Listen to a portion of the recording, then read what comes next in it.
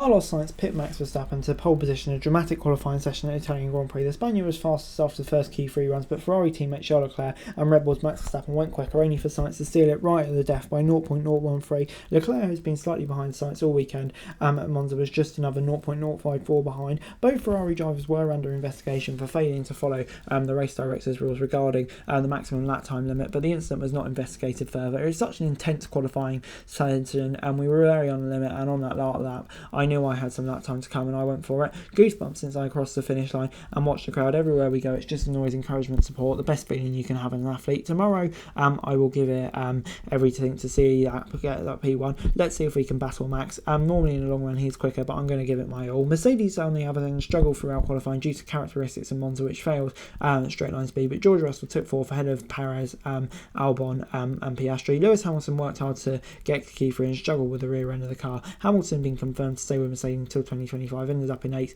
in front of Lando Norris and Fernando Alonso. But Liam Lawson qualified 12th on his first F1 weekend, just a tenth and a half adrift of Yuki Tsunoda. He will continue to be Daniel Ricciardo's substitute as the Australian recovers from a broken hand after having surgery last Sunday. Ricciardo crashed during Sunday checking practice at the Dutch Grand Prix last weekend and broke his metacarpal in his left hand due to sudden movement of the steering wheel when he hit the barrier. When Lawson became behind Hulkenberg, Bottas and Sargent, who could not put a strong enough lap time to reach Q3.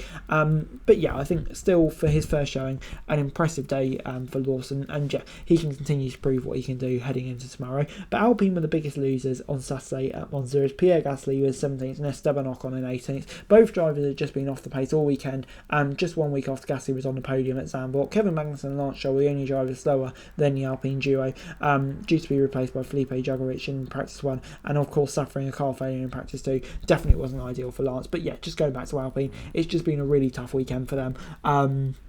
All round really, and I think yeah, kind of playing into concerns that maybe that power unit isn't really up to strength, and yeah, why they should maybe be allowed to bring it back closer when we're all about equalisation these days. Personally, I don't massively support that, but yeah, you can definitely see the argument of this race. But moving on then to the grid, Sainz in first and Leclerc in third. I think yeah, both drives up there to support in what could be a really interesting strategical battle. We know that the Monza track can be difficult to overtake on DRS trains, etc, etc, so I just hope Sainz can hold the line and at least give us a competitive race, because Ferrari have been really strong this weekend, and yeah, definitely interesting. Russell getting in 4th ahead of Perez could be critical as well. Great job from him. Albon in 6th, we know the Williams will be good here, and he really just backed up. They need to bag a big result for tomorrow for constructors, and it looks like he's going to do that. Piastri 7th, out qualifying Norris, was a super effort from him. He'll be really impressed with that. Hamilton, I think, in 8th will be disappointing. Just can't really seem to get the maximum out of the car in qualifying at the moment, which will be frustrating for him, with Russell up there in 4th. Alonso in 10th, yeah, disappointing. Probably about the best he can do. I think AlphaTauri did a really solid job there, kind of maximising their positions. And yeah, they'll be hopeful to maybe have a point or two, which could be critical come tomorrow. And then you've got Hulkenberg 13th, which was a solid job from him, with Magnussen down in 19th. And then, yeah, Sargent 15th, I think we're disappointed with Albon so far up there. We're hoping to maybe repeat a Q3 that you got last week. The Alfa Romeos as well, not showing much pace. The Alpines I've already touched on, and Stroll, yeah, it's just had a desperately unlucky weekend with everything that's gone wrong for him so far.